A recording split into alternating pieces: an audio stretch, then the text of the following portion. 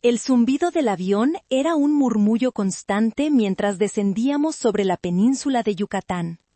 A través de la ventanilla, el Caribe se desplegaba como un manto de un inverosímil azul turquesa, salpicado por el blanco espumoso de las olas. Era la imagen de la perfección, un paraíso. Apreté en mi mano el pequeño joyero de terciopelo. Dentro, una delicada pulsera de plata con un diminuto dije en forma de colibrí esperaba en la muñeca de mi nieta, Luz. Cumplía 6 años la próxima semana, y yo, su abuela, no me lo perdería por nada del mundo. Hacía 6 meses que no veía a mi hija, Clara, ni a mis nietos. 6 meses de llamadas telefónicas y videoconferencias que no podían sustituir el calor de un abrazo. El plan era simple: aterrizar en Cancún, tomar un taxi a su casa en el fraccionamiento privado y aparecer en su puerta con una sonrisa y regalos. La sorpresa sería total. La última vez que hablé con Clara, hace un par de semanas, su voz sonaba apagada, distante.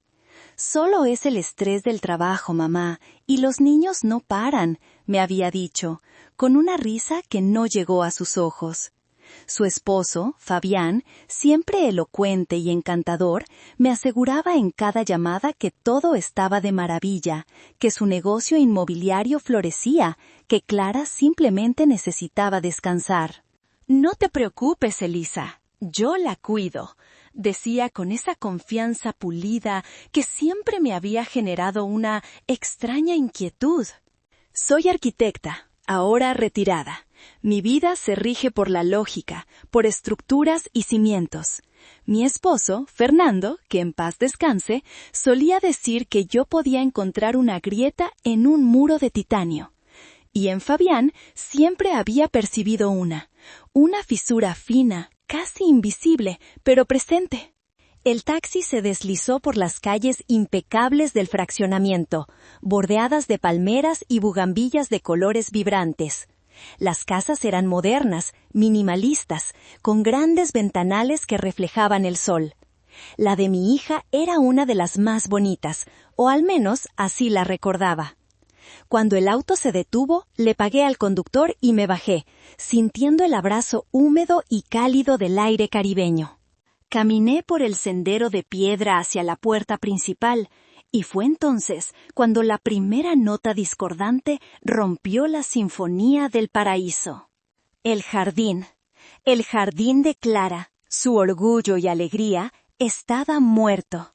Las rosas trepadoras que antes enmarcaban la entrada colgaban, marrones y resecas.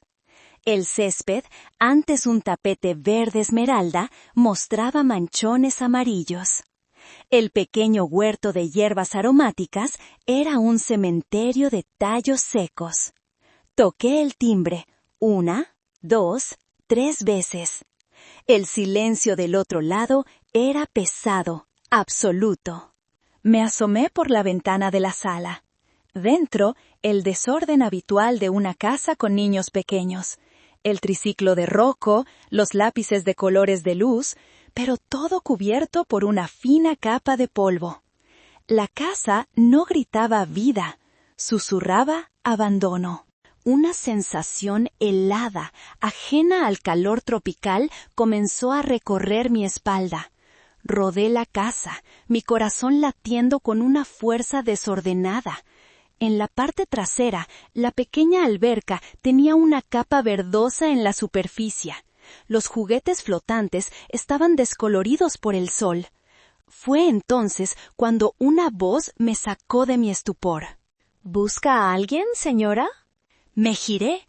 Era una mujer mayor, con un sombrero de paja y unas tijeras de podar en la mano. Su rostro estaba surcado de arrugas amables. «Sí», respondí, tratando de que mi voz sonara firme. «Busco a mi hija, Clara. Soy su madre, Elisa». La mujer, que se presentó como la señora Pilar, frunció el ceño. «Ah, Elisa, qué gusto. Soy su vecina. Pues hace mucho que no veo a la familia junta. A Fabián lo veo entrar y salir a toda prisa, siempre al teléfono. Pero a la pobre Clarita no la he visto en casi un mes. La última vez que la vi se veía tan pálida. Pálida. La palabra se quedó flotando en el aire, cargada de un peso ominoso. Mi mente, esa mente de arquitecta entrenada para ver patrones y fallas estructurales, comenzó a conectar los puntos. El jardín muerto, el buzón a rebosar, la voz cansada de mi hija, la ausencia. La fachada perfecta de la vida de mi hija se estaba desmoronando ante mis ojos, revelando una estructura podrida por dentro. La ansiedad se convirtió en un nudo en mi garganta, y con ella llegaron los recuerdos, no como susurros, sino como gritos, fragmentos de un pasado que había elegido ignorar por el bien de la felicidad de Clara. El Museo del Dolor, como lo llamé para mis adentros, abrió sus puertas en mi mente. La boda. Fabián, con su sonrisa de $1.000.000, insistiendo en una celebración en un hotel de lujo en la Ribera Maya. Nuestra familia se lo merece, Clara, decía, aunque sabía perfectamente que sus inversiones apenas daban para cubrir sus propios gastos. Clara, enamorada, lo defendía. Y yo, para no ver la decepción en los ojos de mi única hija, firmé un cheque que cubrió más de la mitad de la extravagancia. Es para mantener las apariencias, me justifiqué, odiando la debilidad en mi propia voz. Un año atrás, una llamada a medianoche. Clara, sollozando al otro lado de la línea. Fabián había invertido todos sus ahorros en un desarrollo inmobiliario que resultó ser una estafa. Fue una oportunidad única, mamá. No fue su culpa, decía entre lágrimas. Esa noche transferí una suma considerable a su cuenta. Era el dinero que Fernando y yo habíamos ahorrado durante décadas, el dinero destinado a la universidad de mis nietos, el dinero que olía al sudor y al esfuerzo de mi esposo.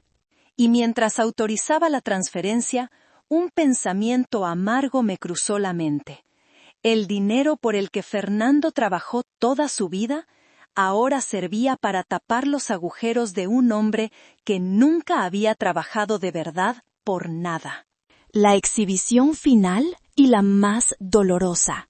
Me di cuenta, con una claridad que me quemaba por dentro, de que había estado tan sumida en mi propio luto desde la muerte de Fernando, tan encerrada en mi mundo de planos y recuerdos, que no había querido ver las señales.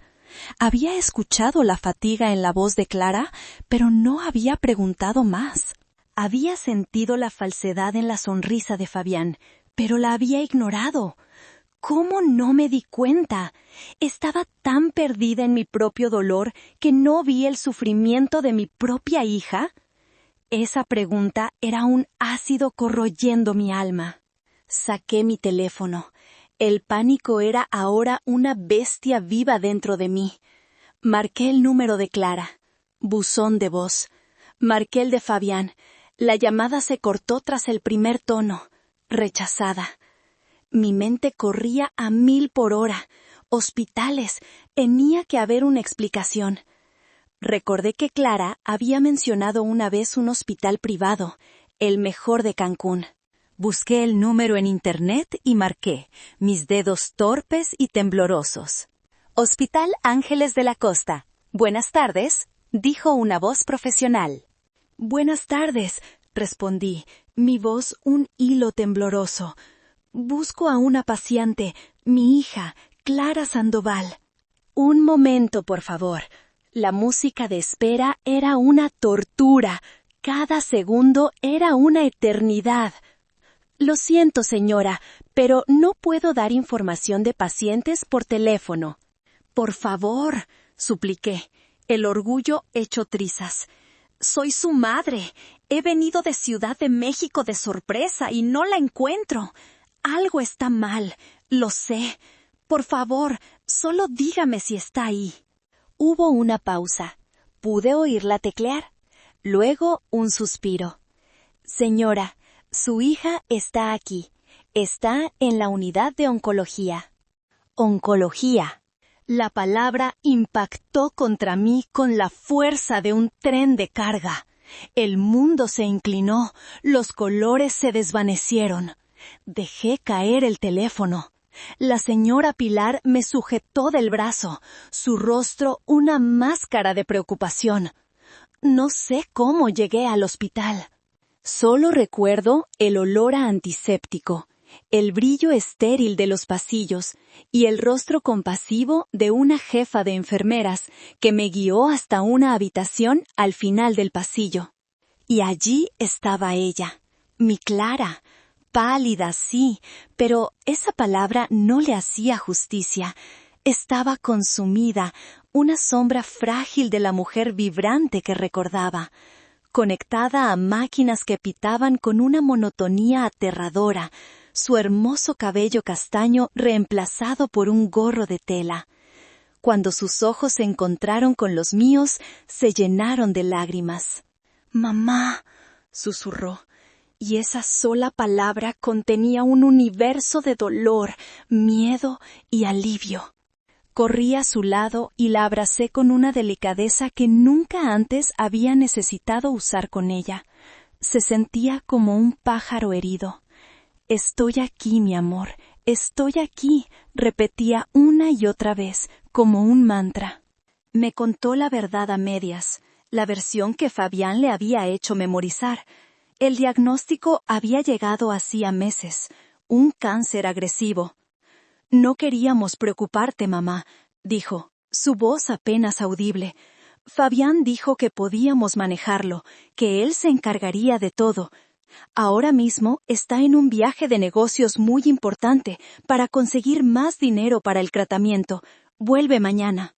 La mentira era tan frágil como ella, pero en ese momento solo podía asentir, acariciarle la mejilla y tragarme las preguntas que me quemaban la garganta. ¿Qué clase de hombre deja a su esposa moribunda para irse a un viaje de negocios? Me quedé a su lado durante horas, sosteniendo su mano mientras dormitaba. El agotamiento finalmente la venció, y su respiración se volvió profunda y regular. Su teléfono estaba en la mesita de noche, cargándose. Lo tomé con la intención de ver fotos de mis nietos, de encontrar algo de normalidad en medio de esta pesadilla. Abrí la galería y luego, por un impulso que nunca podré explicar, abrí Instagram. Y el mundo se detuvo. En la parte superior de la pantalla, brillando con una insolencia cruel, estaba la Story de Fabián, publicada hacía apenas 2 horas. La primera imagen era de copas de champán brindando contra el fondo de un mar azul perfecto. La segunda era Fabián sin camisa, con una sonrisa deslumbrante, abrazando a 2 mujeres en bikini en la cubierta de un yate de lujo. El texto decía, viviendo al máximo. #YOLO. Y la ubicación, como una daga final en mi corazón, Costa de Cancún. No estaba en un viaje de negocios, estaba de fiesta. Mientras mi hija luchaba por cada aliento en una cama de hospital, su esposo celebraba la vida. Una rabia fría, una furia calculada como nunca antes había sentido, reemplazó mi dolor. Mis manos dejaron de temblar. Mi mente, la mente de la arquitecta, se aclaró. Esto no era un drama familiar, era una falla estructural, y yo iba a demolerla. Tomé capturas de pantalla de todo. Con una precisión quirúrgica, navegué hasta la aplicación del banco que compartía con Clara, y allí estaba, el rastro de la traición en números rojos. Un pago de miles de dólares a Cancún Premium Yachts, cenas en los restaurantes más caros, compras en boutiques de lujo. Y entonces lo vi. El origen de los fondos no era de su cuenta. Era de una cuenta de inversión a mi nombre, La cuenta de emergencia de $150,000 que yo había creado para el futuro de Clara y mis nietos, y a la que, estúpidamente, le había dado acceso como usuario autorizado por si algo pasaba. Algo había pasado. Él había pasado. Había estado financiando su doble vida con mi dinero, con el legado de Fernando, mientras mi hija se marchitaba. Saqué el pequeño cuaderno y el bolígrafo que siempre llevo en mi bolso, un viejo hábito de mi profesión. En la quietud de esa habitación de hospital, con el único sonido del pitido rítmico del monitor cardíaco de mi hija, diseñé mi venganza. No con ladrillos y mortero, sino con llamadas telefónicas y transferencias electrónicas. Tracé un plan con la misma precisión con la que diseñaría los cimientos de un rascacielos. Cada paso estaba calculado, cada consecuencia anticipada.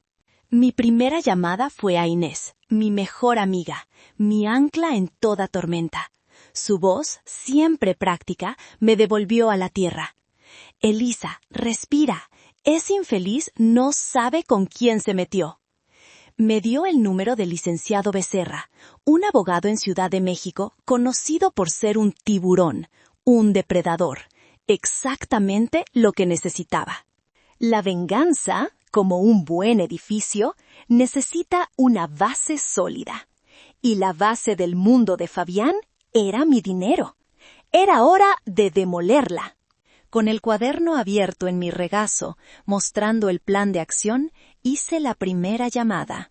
El número de la línea de atención privada de mi banco. Mi voz era el epítome de la calma, tan fría y pulida como el mármol. «Buenas noches. Habla Elisa Torres», dije cuando el ejecutivo contestó. «Necesito realizar algunas operaciones urgentes en mi cuenta de inversión». Después de verificar mi identidad con una serie de preguntas que respondí sin dudar, el joven al otro lado de la línea dijo: «Claro, señora Torres, ¿en qué puedo ayudarla?» Primero, comencé, mi mirada fija en el rostro dormido de Clara. Quiero revocar de manera inmediata y permanente el acceso de un usuario autorizado a esa cuenta. Su nombre es Fabián Ríos. Hubo una pausa, el sonido de un teclado. Entendido, Fabián Ríos. Estoy procesando la revocación. Esto significa que ya no podrá realizar ninguna transacción, consulta o... Lo sé perfectamente lo que significa. Lo interrumpí, mi tono cortante. Segundo, quiero que transfiera la totalidad de los fondos restantes en esa cuenta a mi cuenta principal segura, ahora mismo. El saldo actual es de $73,214, señora. ¿Confirma la transferencia? 73,000. Había quemado más de la mitad. La bilis subió por mi garganta, pero la controlé. Confirmo. Tercero. Continué, pasando a la siguiente línea de mi plan. Veo que el señor Ríos es también usuario adicional de mis 3 tarjetas de crédito American Express. Cancele las 3, inmediatamente. Señora Torres, debo informarle que la cancelación es irreversible y... Haga su trabajo, ordené, y la autoridad en mi voz silenció cualquier otra objeción. Y active una alerta de fraude de nivel máximo para cualquier intento de transacción asociado a su nombre. Entendido. Procesando. Ya está hecho, señora Torres. El acceso del señor Ríos ha sido revocado y sus tarjetas han sido canceladas. Cualquier intento de uso será denegado. Gracias. Colgué. El primer pilar de su mundo de mentiras acababa de ser pulverizado. Pero no había terminado. La humillación financiera era solo el principio. Ahora venía el ataque social. Abrí la galería de mi teléfono, seleccioné la foto más ofensiva de Fabián en el yate, esa donde reía a carcajadas con una copa en la mano, y se la envié a la prima de Clara, una joven que vivía pegada a las redes sociales y cuyo círculo de amigos se entrelazaba peligrosamente con el de Fabián. El mensaje que la acompañaba era una obra maestra de veneno sutil. Marisol, querida, qué pena molestarte. Solo quería compartirte lo duro que está trabajando Fabián para cuidar de Clarita. Ella está en la sección de oncología del Hospital Ángeles, por si quieres ir a darle tu apoyo. Un beso. Planté la semilla. Sabía que, en menos de una hora, el incendio forestal de los chismes estaría fuera de control. Me recosté en el incómodo sillón del hospital, sintiendo por primera vez en horas una extraña paz. El arquitecto había diseñado la demolición. Ahora solo quedaba el colapso. No tardó en llegar. Exactamente 58 minutos después, mi teléfono vibró. Un número desconocido. Contesté. ¡Elisa! La voz de Fabián era un chillido agudo de pánico. ¿Qué demonios hiciste? ¡Mis tarjetas! ¡Fueron rechazadas! ¡Frente a todos! ¡Me dejaste en ridículo! Puse la llamada en altavoz. Los ojos de Clara se abrieron lentamente, fijos en el teléfono, su expresión una mezcla de confusión y miedo. ¿Tus tarjetas, Fabián? Respondí, mi voz tan tranquila que sonaba peligrosa. ¿Te refieres a las tarjetas que se pagan con mi dinero? Hubo un silencio atónito al otro lado. Podía oír música y risas de fondo, el sonido hueco de su fiesta muriendo. Yo no sé de qué hablas. Necesito que arregles esto, ahora. Clara está despierta, Fabián, dije suavemente. Está aquí, escuchándote. El silencio se hizo más profundo. Clara llevó una mano temblorosa a su boca, sus ojos llenos de una comprensión dolorosa. Dile a tu esposa, a la mujer que juraste amar y proteger en la salud y en la enfermedad, ¿por qué no estás aquí? Explícale tu viaje de negocios.